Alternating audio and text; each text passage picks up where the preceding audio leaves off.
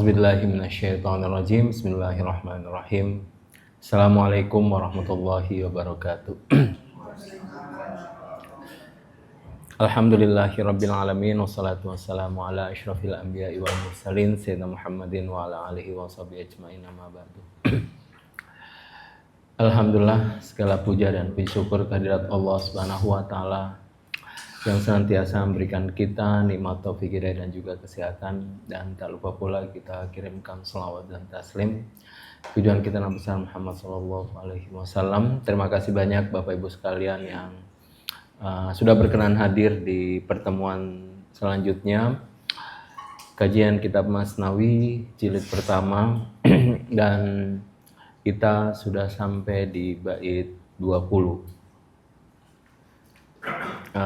Saya akan bacakan baitnya, kemudian penjelasannya, lalu kita buka sesi diskusi, lalu kemudian kita lanjut membaca kembali.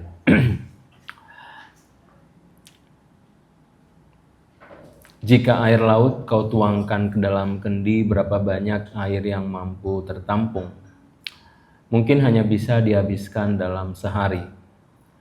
Mata orang-orang rakus takkan pernah penuh, benar jika kerang tak pernah merasa cukup dari air hujan, kerang takkan dipenuhi mutiara. Bait 20 ini masih terkait dengan bait sebelumnya, bait 19 dan 18. Di bait 18 kita sudah membahas bunyi baitnya seperti ini di bait 18. Namun pejalan yang masih mentah takkan memahami pejalan yang telah matang. Lebih baik kita singkat perkataan ini, wassalam. Di kitab-kitab Maulana Rumi, baik itu di Masnawi maupun Ghazal, banyak kita temukan diksi tentang pejalan yang masih mentah dan pejalan yang telah matang. Mentah matang itu biasanya kita jumpai di makanan, dan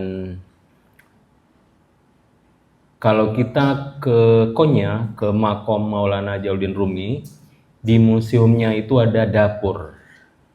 Jadi museumnya ada dapur, dan memang di Tarekat Maulawiyah simbol makanan itu menjadi simbol yang melekat dalam Tarekat Maulawiyah. Fungsinya tidak hanya posisi pelayanan terhadap orang lain, terhadap pelayanan terhadap orang-orang yang datang di tempat Maulana Rumi, tetapi juga simbol dari menggodok jiwa, ya. Jadi makanya ada jiwa yang mentah, ada jiwa yang matang, seperti itu.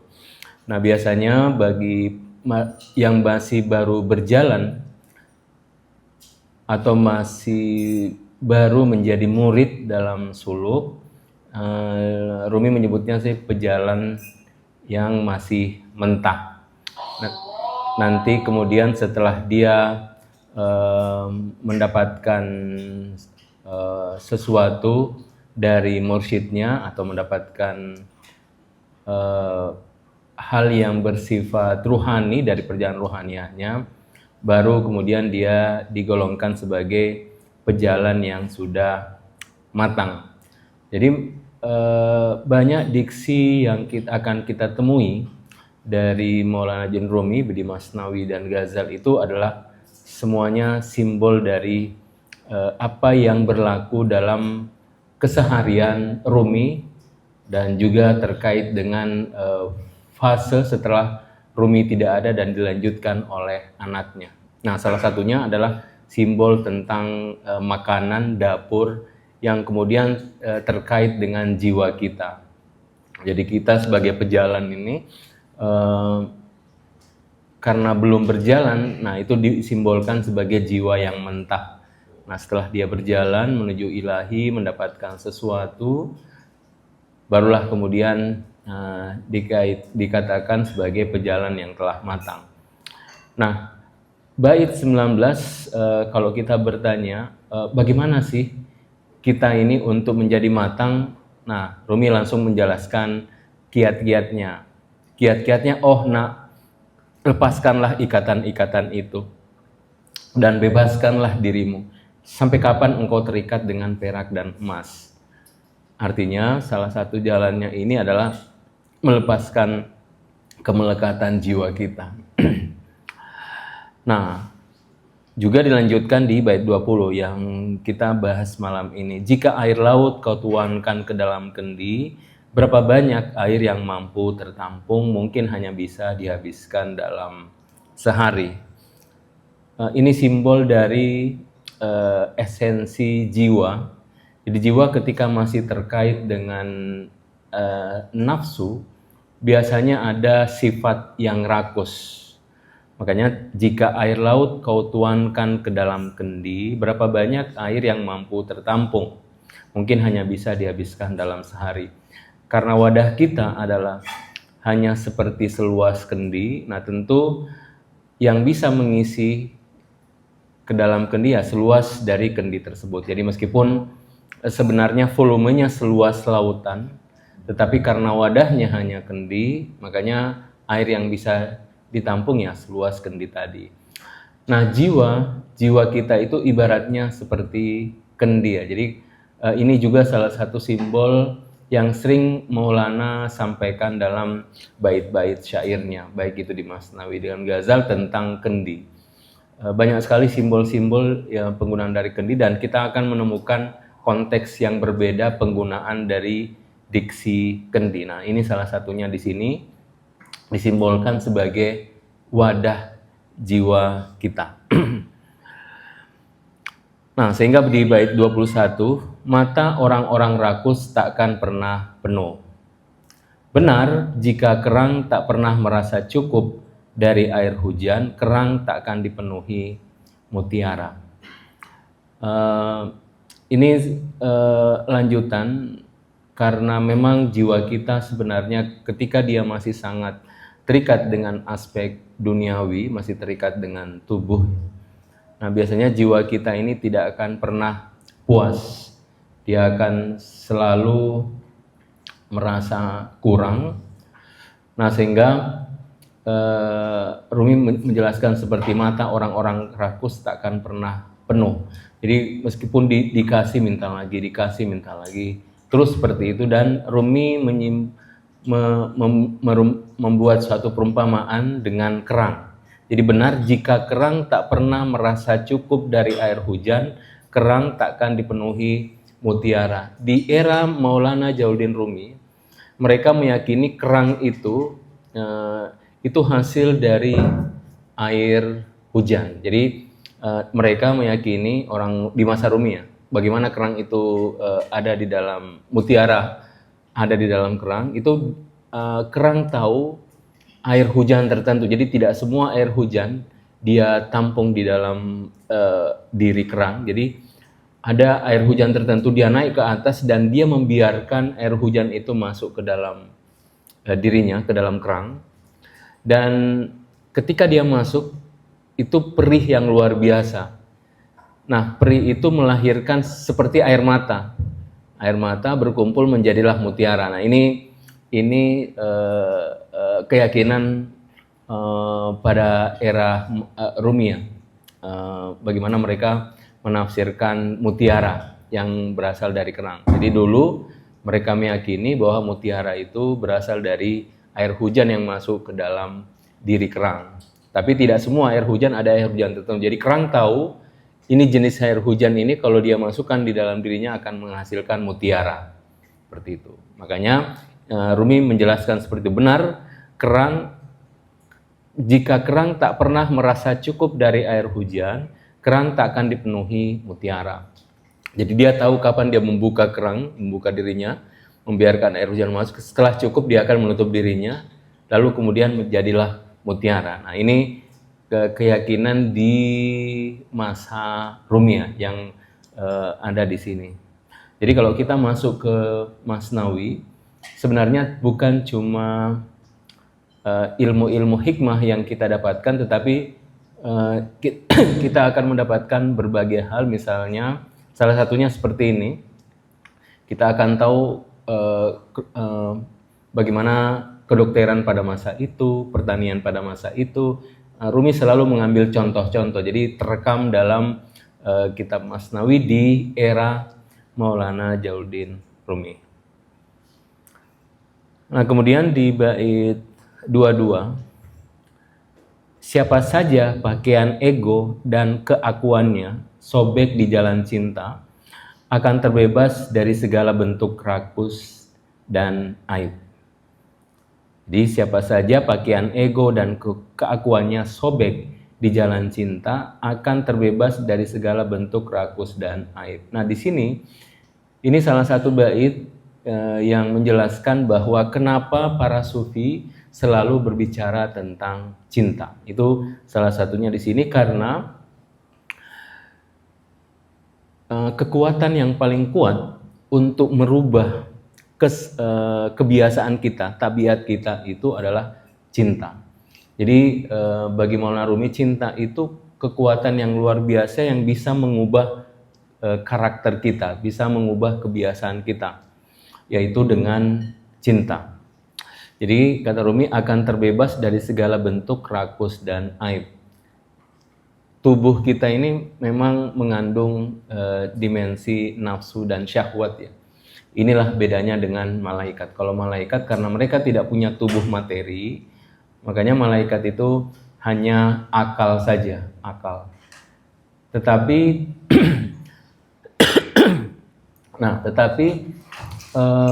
manusia selain jiwa, ruh, juga ada tubuhnya. Nah, tubuh inilah yang mengandung nafsu dan syahwat. Nah, makanya kalau dalam pembahasan filsafat, malaikat itu akal minus nafsu, kalau manusia akal plus nafsu. Akal plus nafsu itu manusia. Malaikat akal minus nafsu. Jadi malaikat itu punya akal tetapi tidak punya nafsu. Kenapa? Karena tidak punya tubuh. Nah, manusia selain diberikan akal, dia juga diberikan tubuh. Tapi konsekuensi tubuh ada mengandung nafsu dan syahwat. Nah, itu perbedaannya. Nah, jadi yang bisa mengubah kebiasaan kita, khususnya bagi para sufi, bukan cuma Rumi, itu adalah dengan kekuatan cinta. Dan ini terekam di bait 22. Nah, duhai cinta yang senantiasa menggairahkan ruh kami. Duhai tabib segala derita dan penyakit, gairahkanlah dan bahagiakanlah selalu. Bait 23 ini menjelaskan tentang kekuatan cinta ya. Cinta dalam diksi Rumi kadang dimaknai dengan kekasih. Jadi bahasanya cinta tetapi maksudnya adalah kekasih. Jadi di sini bisa dimaknai juga duhai kekasih. Duhai kekasih yang senantiasa menggairahkan ruh kami. Duhai tabib segala derita dan penyakit, gairahkanlah dan bahagiakanlah selalu. Nanti kalau kita tiba di kitab 3, Rumi mendefinisikan tasawuf, bahwa tasawuf itu adalah merasa senang ketika derita datang, ketika luka datang. Itu sulit ya, biasanya kalau kita menderita dan luka oleh sesuatu, kita justru sebaliknya ingin berlari dari luka dan derita. Tapi bagi Rumi, disitulah tasawuf hadir. Dia akan merasa senang ketika luka dan derita datang. Nah, ini kita sulit menggambarkan. Kita justru biasanya ketika derita ya benar-benar menderita. Kita sulit menggambarkan bagaimana kita merasa senang dan bahagia ketika luka dan derita datang. Tapi ketika kita maknai itu sebagai cinta, cinta ini yang akan mengubahnya menjadi sesuatu yang menyenangkan ya. Kita orang luar melihat itu mungkin sesuatu yang menyakitkan, tapi bagi dia karena dia punya kekuatan cinta di dalam dirinya, derita itu bukan lagi terlihat sebagai suatu derita, luka bukan lagi terlihat sebagai suatu luka, tetapi sesuatu yang menyenangkan karena dia akan melihat hasil akhir dari apa yang sedang dia alami. Hasil akhir apa yang dia alami. Makanya nanti di bait-bait selanjutnya kita akan ketemu bahwa orang yang jernih itu adalah orang yang bisa melihat akhir dari suatu perbuatan. Jadi karena dia bisa menyaksikan akhir dari suatu perbuatan. Nah, duhai penawar ego dan keakuan kami, duhai Plato dan Galen kami. Ini bukti bahwa Rumi juga membaca kitab filsafat. Dia baca Plato. Plato itu simbol dari dimensi rohani.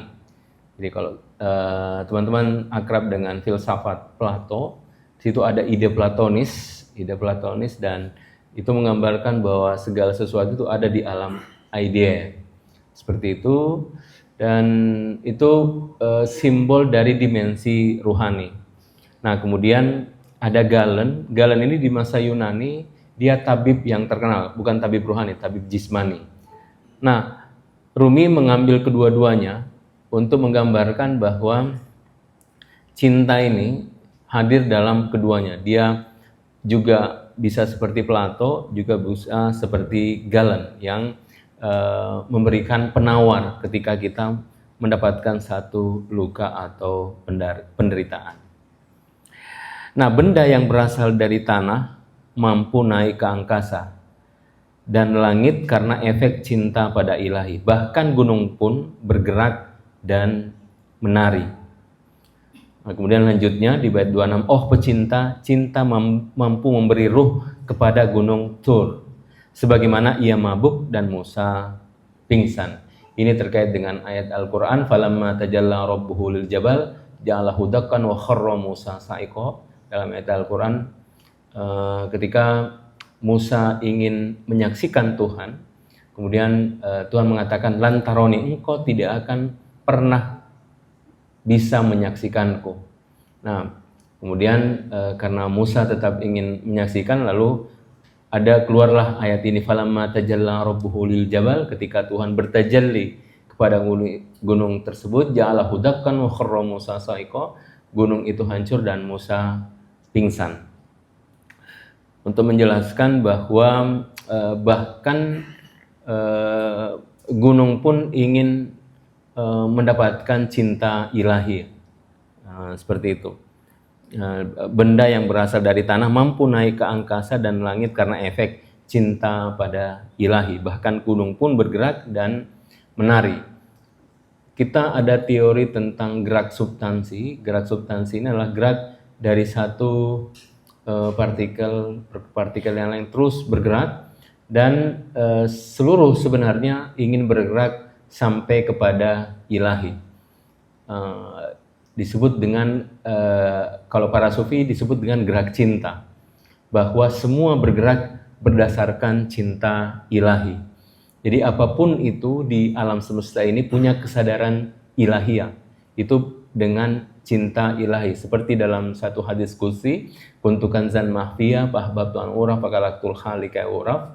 Dalam hadis qudsi dijelaskan, aku adalah perbedaan tersembunyi, aku cinta untuk dikenal, maka aku mencipta agar aku dikenal. Sehingga filosofi penciptaan adalah cinta ilahi. Sehingga tidak satu pun di alam semesta ini yang tidak memiliki cinta ilahi, baik itu yang sadar ataupun yang tidak sadar. Dan bagi para sufi, cinta yang kita miliki ini adalah itu karena percikan dari cinta ilahi. Makanya nanti insya Allah kita bahas ketika sampai baitnya, di situ ada penjelasan tentang cinta. Oh pecinta, cinta mampu memberi ruh kepada gunung Tur, sebagaimana ia mabuk dan Musa pun pingsan. Bahwa gunung bisa menjadi wadah tajalli ilahi, sebagaimana dalam ayat Al-Quran, falamma tajalla rabbuhu lil jabal. Nah, selanjutnya, seandainya ada yang sejiwa mampu menyertai bahasa kondisi batinku, aku pun seperti seruling mengisahkan berbagai kisah dan menuturkan rahasia-rahasia cinta. Rumi ingin menjelaskan bahwa apa yang kita pelajari ini, satu bagian penting adalah pengalaman, experience. Pengalaman dalam pengertian sebenarnya para sufi sejak awal itu mereka membersihkan hatinya. Ketika hatinya jernih, dia bisa menampakkan alam batin atau dia bisa memasuki alam batin. Nah, ketika dia memasuki alam batin, disitulah dia mendapatkan pengetahuannya, ma'rifat, yakni dari pengalaman batin dengan melakukan penyucian diri. Nah, sehingga yang paling utama sebenarnya dalam pelajaran sufistik ini adalah tentang pengalaman, experience. Nah, orang yang tidak punya dasar pengalaman mungkin agak sulit untuk menerima kajian-kajian sufistik. Karena memang sufistik dibangun bukan berdasarkan nalar, pikiran, dan argumentasi. Ini bedanya dengan filsafat. Filsafat memang sejak awal dibangun berdasarkan gagasan-gagasan dan argumentasi.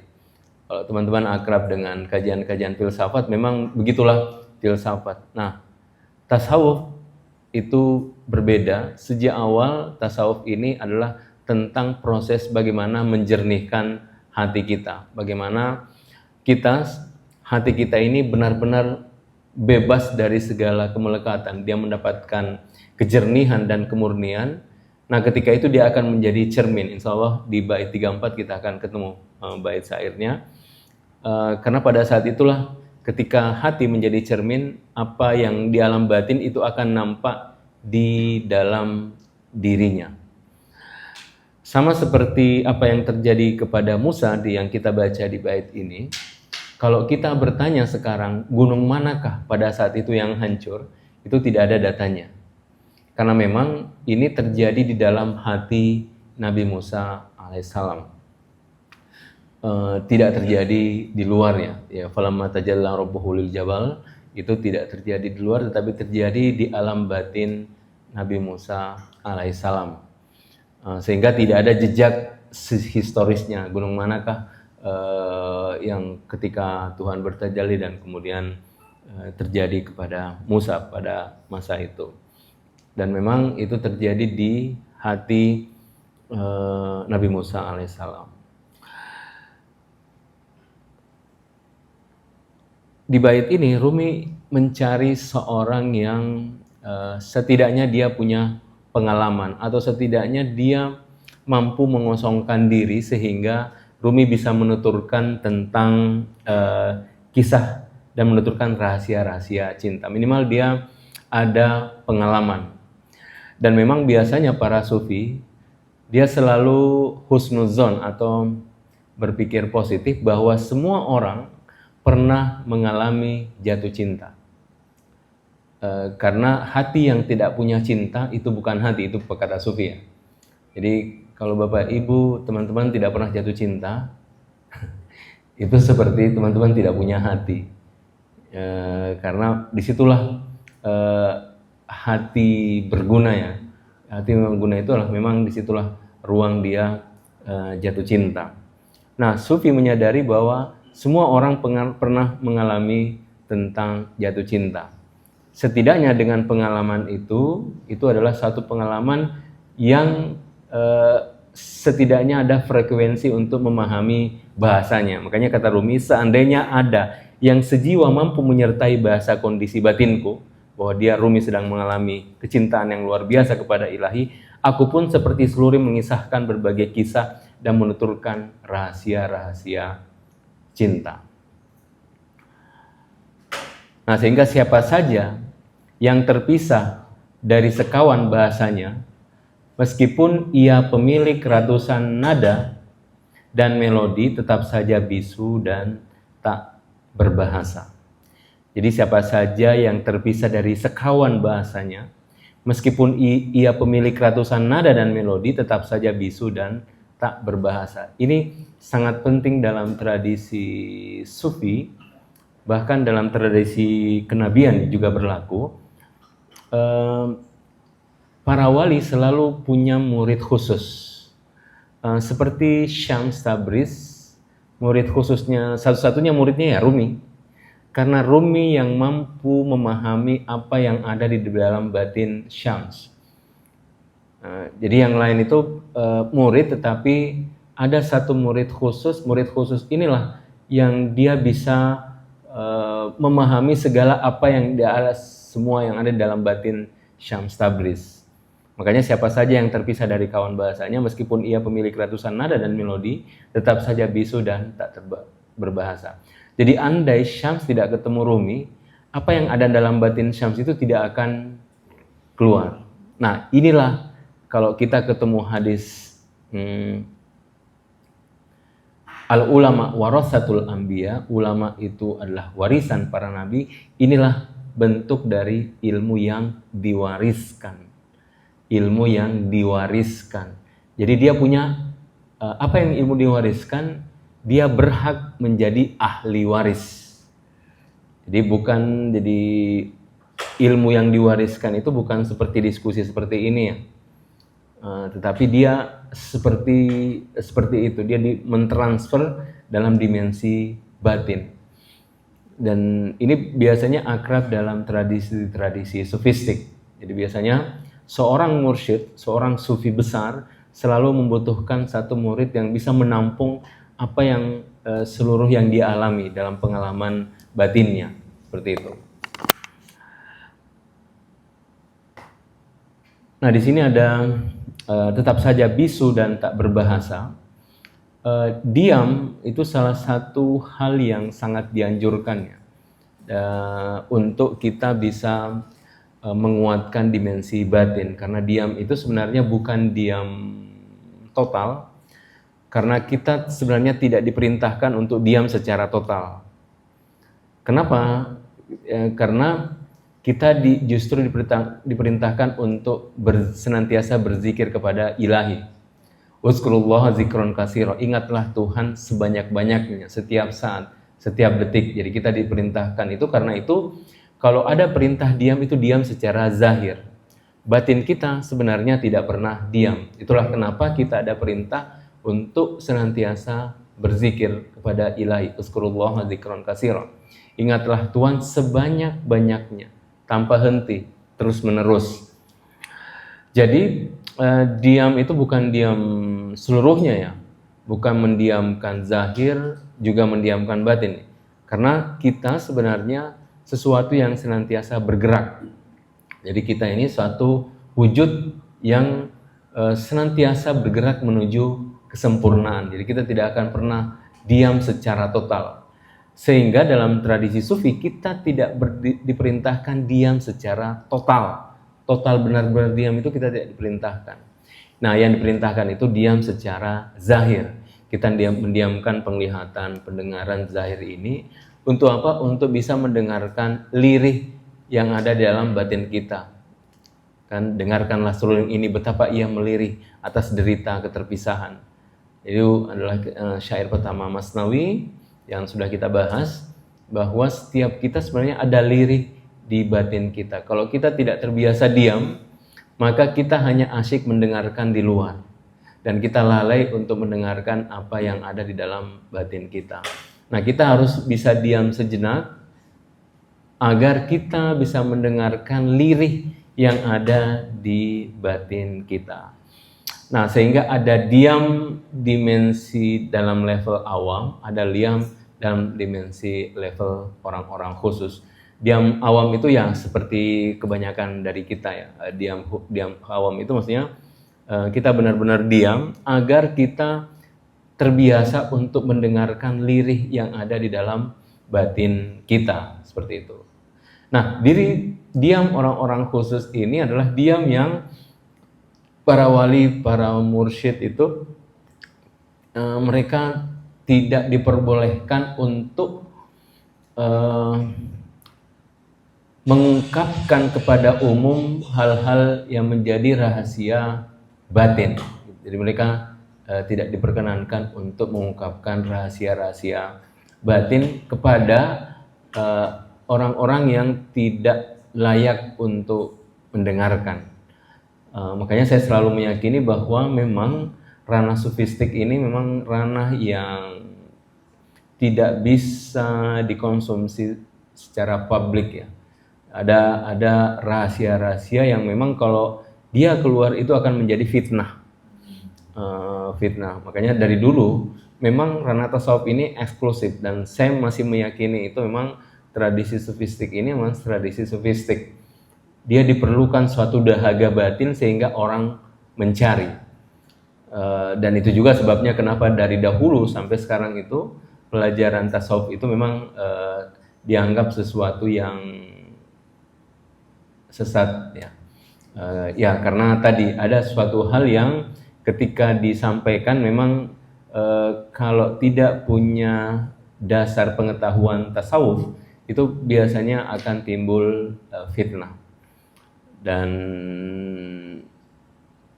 itulah kalau di tradisi dulu di Rumi, di terjemahan yang saya terjemahkan, khonekoh itu adalah satu tradisi yang sudah punah. Khonekoh itulah, disitulah para pejalan dan para sufi berkumpul untuk saling berbagi. Kalau di khonekoh itu terbuka, karena kenapa? Karena yang berkumpul itu memang orang yang siap mendengarkan pelajaran-pelajaran sofistik seperti itu.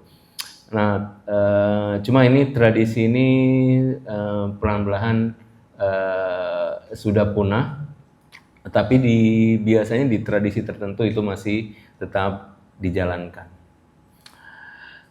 Saya sampai di sini dulu. Kalau ada yang bertanya silahkan. Kalau tidak ada, saya lanjut membacakan bait lagi. Silahkan kalau ada yang bertanya. Kalau tidak ada, saya akan lanjutkan ke bait, membaca bait selanjutnya.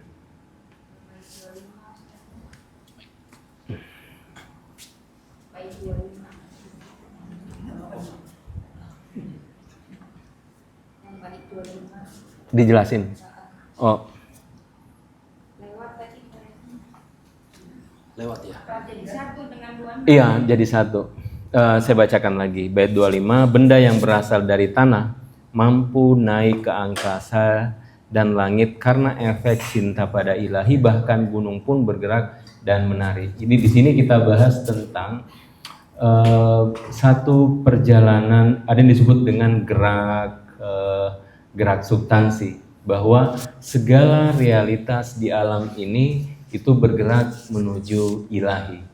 Jadi berdasarkan hadis qudsi yang baru saja saya bacakan, kuntukan zan mahfiyah fahbab tuan uraf fakalatu halika uraf, aku adalah perkenalan tersembunyi, aku cinta untuk dikenal maka aku mencipta agar aku dikenal. Artinya penciptaan ini filosofinya karena cinta ilahi, sehingga apapun di alam ini mendapatkan cinta ilahi dan akan bergerak menuju ilahi. Nah, sehingga tadi benda yang berasal dari tanah mampu naik ke angkasa dan langit karena efek pada cinta ilahi. Jadi mereka akan bergerak. Jadi nutrisi di bawah itu kemudian dia jadi pohon. Jadi pohon itu kemudian jadi buah dimakan manusia. Kemudian kayak gitu. Dia selalu bergerak menuju kesempurnaan.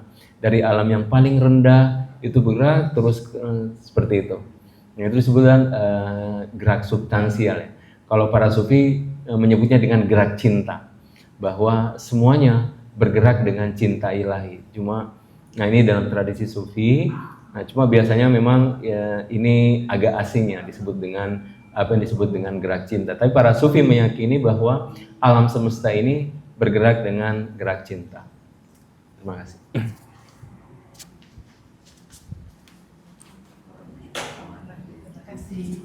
Saya juga mau tentang yang nomor 25 tadi, tapi kayaknya lebih ke arah komentar deh.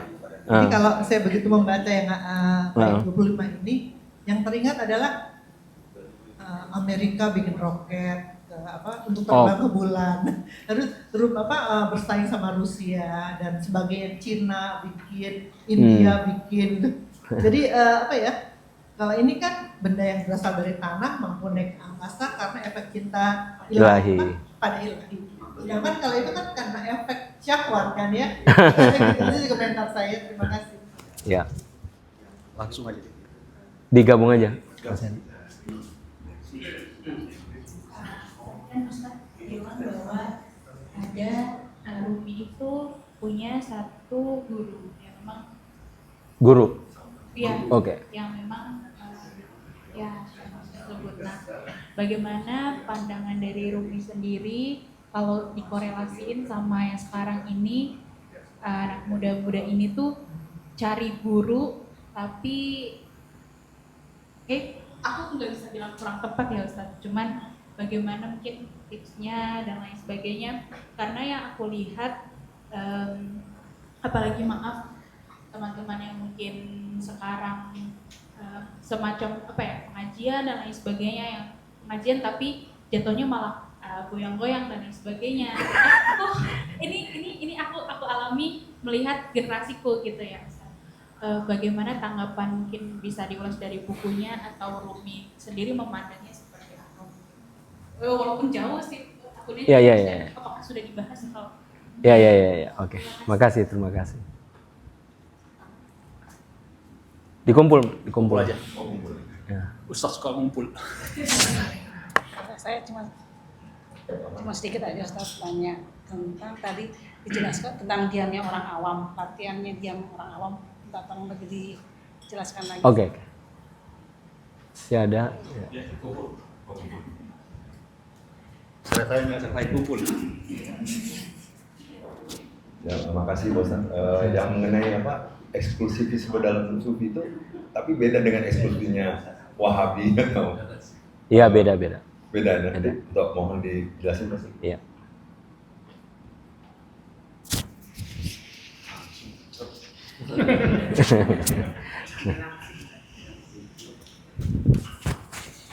Terima kasih pertanyaannya.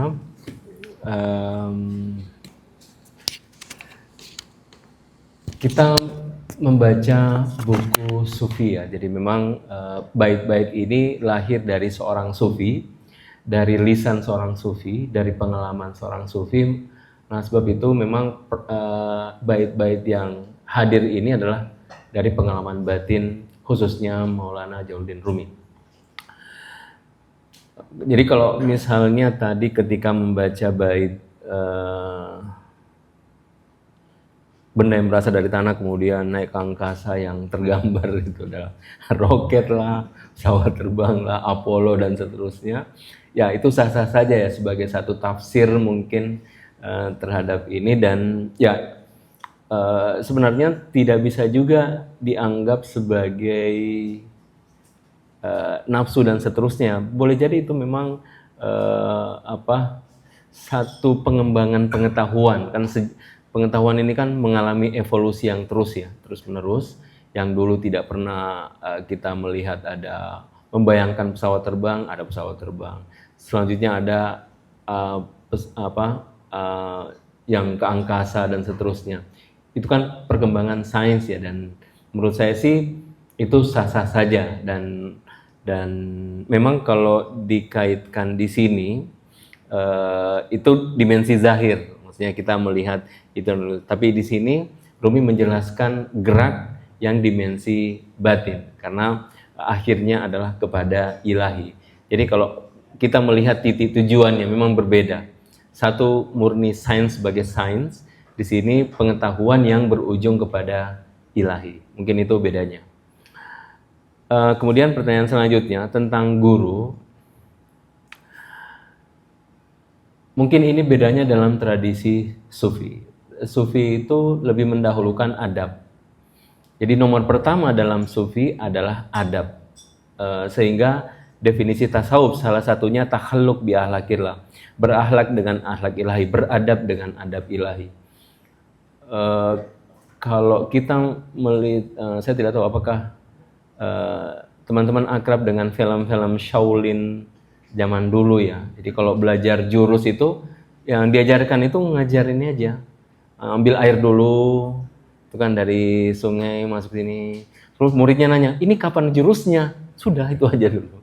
Itu terus gitu. Dia berontak sehingga dia menyadari, kau tahu kan sekarang bahwa belajar kungfu itu bukan untuk berkelahi, tapi menundukkan egomu, seperti itu. Nah, sama dengan tradisi sufi seperti itu. Ada di tarekat Maulawiyah, jadi dia tidak pernah diajar oleh gurunya, tetapi yang gurunya adab, yang ajar itu semuanya tentang adab aja. Adab aja. Bagaimana, jadi misalnya begini, kalau kita ke Konya, ke tempat Rumi, ada masjid situ, pintunya itu kalau kita masuk harus menunduk, memang dipaksa untuk menunduk. Untuk menyadarkan bahwa kita sedang menuju ilahi dan harus menunduk. Jadi kalau dalam tradisi sufi nomor 1 adab.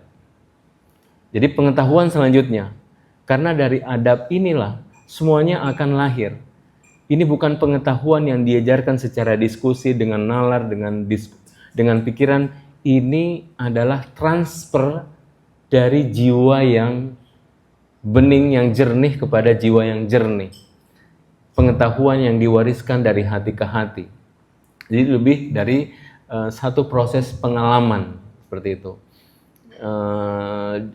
Sehingga nanti dia akan tahu sendiri maknanya ketika dia beradab. Ini kan luar biasa ya.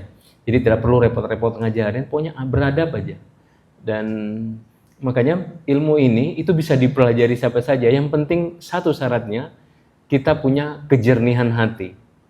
Ada satu sufi terkenal, saya lupa namanya, dia seorang petani, tidak pernah sekolah, ini tidak pernah belajar yang ini. Kerjanya dia hanya hasil taninya itu dia bagi ke semua orang-orang fakir gitu. Tapi dari proses itu akhirnya dia menjadi seorang penafsir, kan? Jadi bayangkan hanya itu, kemudian dia menjadi seorang penafsir. Nah, makanya mungkin ini dua tradisi yang berbeda ya. Kalau kita sedang masuk dalam tradisi sufistik, tetapi ini sebenarnya bisa kita sebagian ya. Ini bisa kita ambil untuk menjelaskan bahwa memang pelajaran yang paling pertama itu adalah bagaimana kita mengasah jiwa dulu. Kalau bahasa Rumi, setiap dari kita ini kalau sebelum berjalan, jiwa kita adalah jiwa yang mentah. Jiwa yang mentah, dia harus dimasak agar jiwanya menjadi matang. Jadi matang. Makanya cara masaknya itu ya dengan tadi, salah satunya dengan adab, kemudian dengan zikir dan seterusnya, dengan halwat seperti laku-laku para sufi. Kemudian bukan. Oh, ya diam di sini karena bait 28 ada bahasa diam. Diam ini sebenarnya ada dua ya, ada diamnya awam, ada diamnya seorang yang sudah sampai atau orang khusus. Nah, yang awal-awal diamnya seorang murid itu ya benar-benar bagaimana dia mendiamkan dimensi zahirnya. Mendiamkan dimensi zahirnya agar dia terlatih untuk mendengarkan dimensi batinnya. Karena kalau dia tidak terbiasa mendengarkan batin, dia selalu asyik mendengarkan yang ada di luar. Nah, kan makanya saya pernah menjelaskan karena kita asyik di luar, maka diproduksilah segala sesuatu yang membuat kita nyaman di luar. Kan? Karena kita tidak punya derita dan bahagia di dalam diri kita, diciptakanlah derita dan bahagia yang ada di luar. Maka ada film Korea, ada film-film Hollywood agar kita bisa menangis itu kan, oh luar biasa itu kan kayak gitu. Nah, itu untuk memenuhi kekosongan karena kita tidak terbiasa mendengarkan lirih derita bahagia yang ada dalam batin kita. Nah, sehingga perlahan-lahan kita berjarak dengan apa yang ada di dalam diri kita sendiri. Seperti itu. Nah, ini jadi nah kalau bicara caranya kalau dalam laku sufistik ya tadi misalnya dengan zikir hati ya, atau zikir-zikir yang biasanya setiap orang mungkin lakukan. Karena kalau dalam tradisi sufistik itu setiap orang minimal dia punya waktu khusus untuk dia berzikir pada ilahi. Ya, waktunya terserah. Bisa setelah sholat subuh, bisa setelah sholat maghrib. Setiap orang punya waktu khusus ya, karena ya kita punya aktivitas yang berbeda-beda, sehingga setiap orang tahu, oh saya luangnya waktu kosongnya lebih banyak setelah subuh. Oh saya waktu lainnya lebih banyak waktu zuhur. Macam-macam. Setiap orang itu punya aktivitas yang berbeda-beda, tetapi minimal dia punya waktu khusus dengan Tuhannya. Disitulah dia berzikir. Nah, sembari dia berzikir, dia tafakkur. Makanya zikir dan tafakur itu dua hal yang senantiasa berkaitan. Zikir, jadi sembari dia zikir, sembari dia tafakur. Tafakur itu adalah ruang dia melihat, mengintrospeksi dirinya. Misalnya dia introspeksi, oh tadi saya jangan-jangan kalimat yang saya ucapkan menyakitkan hati dia ya. Atau mungkin dia tidak bicara kepada orang lain, tetapi di benaknya muncul sesuatu. Misalnya ketika kita di jalan, entah di pasar, entah di mall, karena baju orang lain agak mencolok ya, itu otomatis ini orang norak banget gitu kan, kayak gitu. Kita tidak bicara kepada orangnya, tetapi di benak kita ngomong gitu kan. Nah itu introspeksi, ya Allah maafkan. Jadi sampai sekecil itu. Nah sehingga nanti insya Allah kita akan sensitif, jiwa kita akan sensitif. Kalau teman-teman melatih diri untuk melakukan seperti itu, kita akan sensitif. Sensitif bagaimana tutur kata kita, oh tadi ini ya, jangan-jangan kalimat ini menyakiti dia dan seterusnya. Bahkan ada seorang sufi yang dia merasa sedih karena ketika dia keluar masjid, dia menginjak sendal orang lain. Karena dia menyadari jangan sampai dia tidak ridho saya injak sendalnya. Seperti itu. Jadi dia jiwanya akan sensitif. Jadi orang semakin dekat dengan Tuhan, jiwanya akan semakin sensitif. Dia akan melihat dirinya itu semakin sensitif. Nah inilah dalam tradisi sufi, zikir dan tafakur itu adalah dua hal yang saling berkaitan, berkesinambungan satu sama lain. Nah terakhir, eksklusif ini agar menjaga orang lain tidak sampai fitnah yang timbul, kan? Seperti misalnya perkataan Hallaj anal haq itu kan sangat heboh ya, heboh. Makanya salah satu sufi yang besar juga Bayazid Bastami, dia juga seperti Hallaj, ada kata syatah dalam tradisi sufi, disebutkan kata syatah ketika dia mengucapkan subhani ma'adzama sya'ni, maha sucinya aku dan maha agungnya diriku. Jadi itu dia lontarkan itu kan ketika fana. Nah murid-muridnya menegur Bayazid, wahai Bayazid, tadi baru saja kau mengatakan kalimat ini. Nah kata Bayazid, kalau sekali lagi kau jumpai aku berkata itu, potong leherku. Untuk menjelaskan bahwa ini bukan perkataan yang di luar dari kesadaran kefanaan, bahwa perkataan ini tidak mungkin terlontar tanpa fana. Jadi kalau dalam kesadaran yang sadar ini, perkataan itu tidak akan keluar. Seperti itu. Jadi perkataan-perkataan syatah dalam tradisi sufi, itulah perkataan yang ketika dia sedang mengalami trans ya, sedang mengalami kefanaan. Nah, itu yang tidak boleh keluar ke publik. Seperti itu. Publik, dia harus tradisi yang sangat eksklusif. Sehingga yang pendengar ini punya kemampuan untuk mengunyah kalimat-kalimat seperti ini. Karena kalau tidak ya jatuhnya fitnah kan, seperti itu. Masih ada? Kalau tidak ada saya lanjut. Nah, saat bunga-bunga berguguran dan musim semi berakhir, takkan terdengar lagi kicauan melodi burung bulbul. Nah, burung itu akan berkicau ketika ada pohon yang rindang, kemudian di situ ada bunga-bunga mungkin ya. Burung di setiap pagi itu kita akan mendengarkan ketika dia ada. Tapi kalau tidak ada lagi pepohonan dan bunga-bunga, mungkin tidak ada burung yang akan singgah ya untuk berkicau. Ini simbol tentang kesiapan seorang murid. Jadi kalau murid tidak siap, guru tidak akan mengeluarkan kalimat-kalimatnya.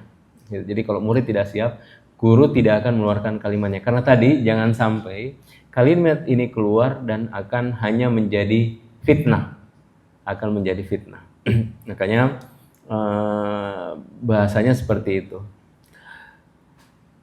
Nah, segalanya adalah kekasih, pecinta bagi tirai, kehidupan sejati adalah kekasih dan pecinta mati.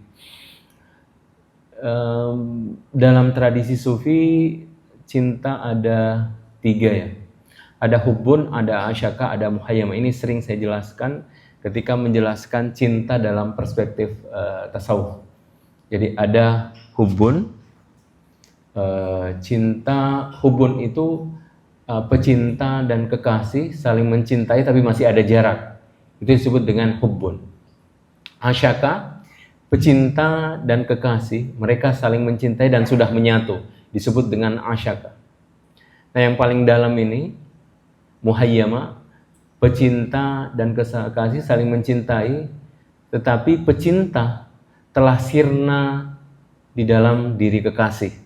Jadi kalau ada bait-bait tentang akhirnya tentang sirna, mati, seperti dalam yang kita baca ini di bait 30, segalanya adalah kekasih, pecinta bagi tirai, kehidupan sejati adalah kekasih dan pecinta mati. Ini cinta pada level muhayyama. Jadi ada hubbun, ada asyaka, ada muhayyama. Ini 3 tingkatan cinta dalam perspektif tasawuf. Nah, kalau ada kalimat-kalimat tentang mati dan seterusnya, itu adalah cinta pada level muhayyama. Karena pada kondisi seperti itu pecinta akan tenggelam dalam diri kekasih. Jadi pecinta tidak akan terlihat lagi, yang ada hanya kekasih. Kalau bahasa Qur'annya kullu man 'alaiha fan wa yabqa wajhu rabbika dzil jalali wal ikram.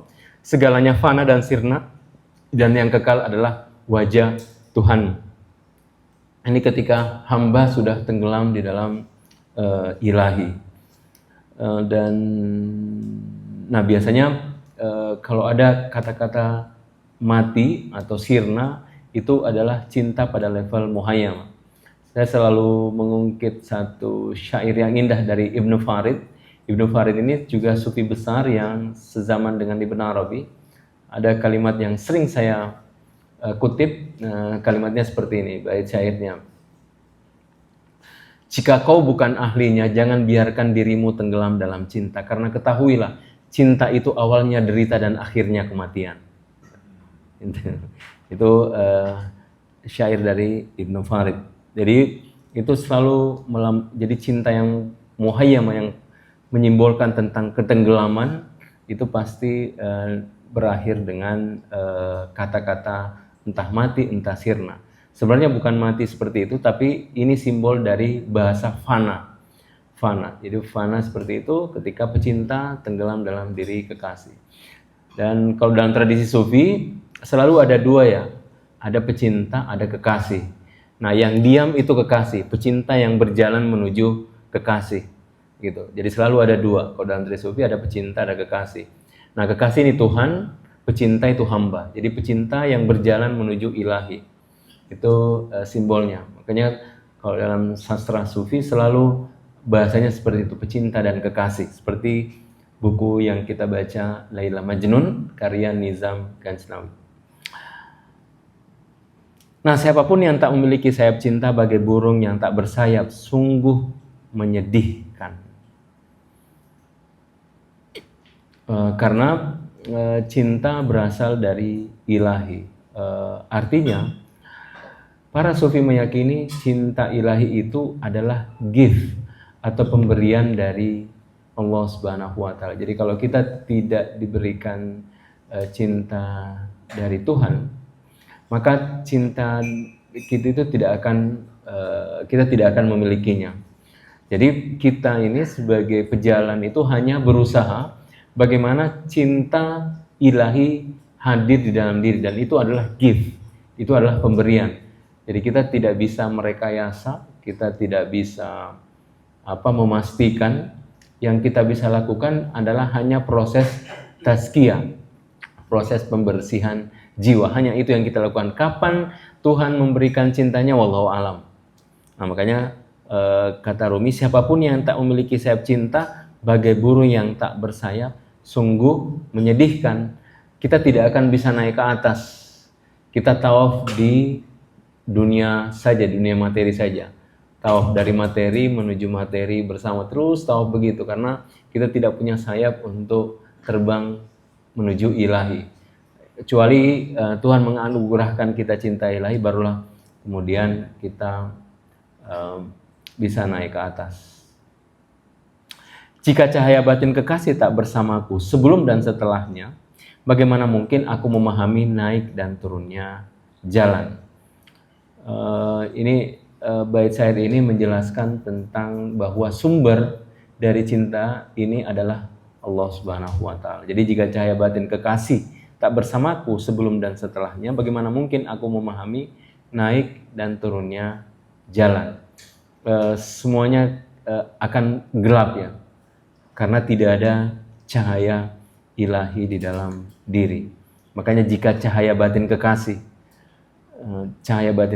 cinta, Rumi selalu menggambarkan cinta itu seperti api yang terus bergelora di dalam jiwa. Nah, kalau dia tidak ada, kita seperti dalam batin kita akan gelap.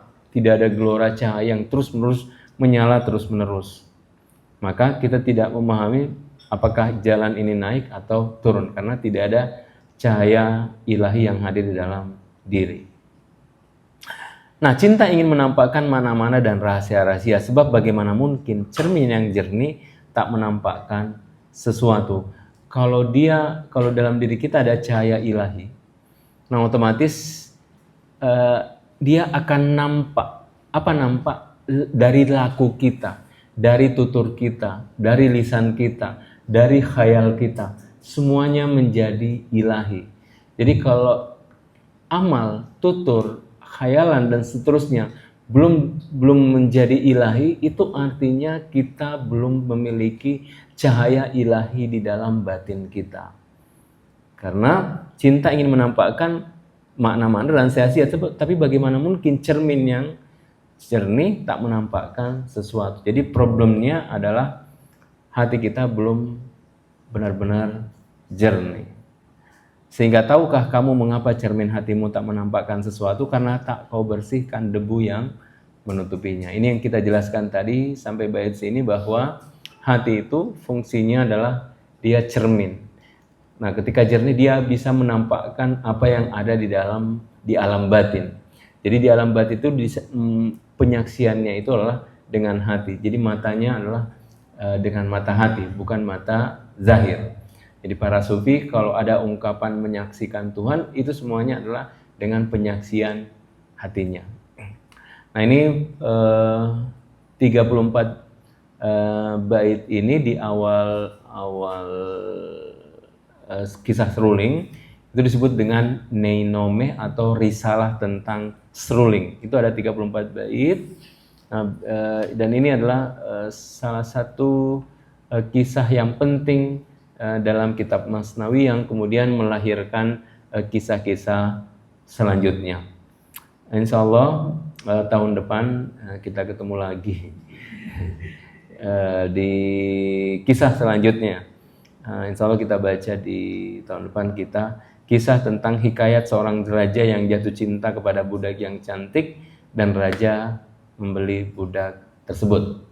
Saya akhiri sampai di sini. Wabillahi taufiq wal hidayah. Wassalamualaikum warahmatullahi wabarakatuh. Kalau ada pertanyaan silahkan. Ini pertanyaan bebas, silahkan